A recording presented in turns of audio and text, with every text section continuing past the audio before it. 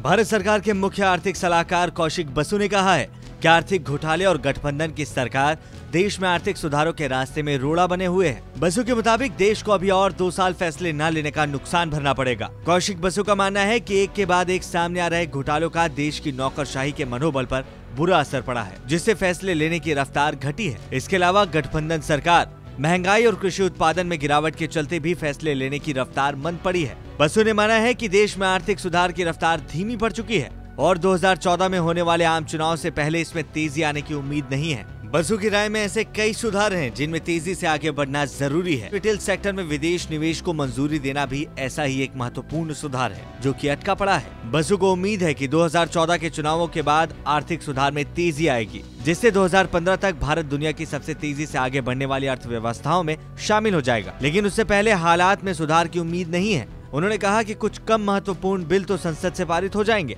लेकिन महत्वपूर्ण आर्थिक सुधारों की राह में अड़चन बनी रहेगी। कौशिक बसु ने ये बातें अमेरिका के वॉशिंगटन में इंटरनेशनल मॉनिटरी फंड यानी IMF और वर्ल्ड बैंक की सालाना बैठक के दौरान कही। बसु इस बैठक में हिस्सा लेने के लिए वित्त मंत्री प्रणब मुखर्जी के साथ अमेरिका गए हुए हैं।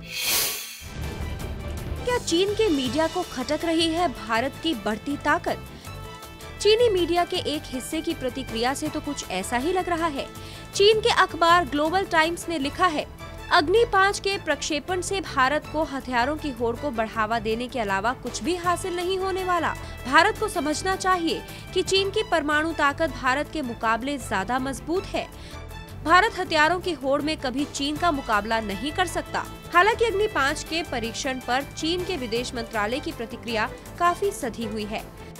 应当珍惜目前这个来之不易的良好的局面，共同的努力，坚持中印友好，深化战略合作，促进共同的发展。 पुणे के खिलाफ आखिरी गेंद पर मिली जीत के बाद अब बैंगलोर की टीम बड़ी जीत की तैयारी में है। रॉयल चैलेंजर्स बैंगलोर का मुकाबला आज किंग्स 11 पंजाब की टीम से है।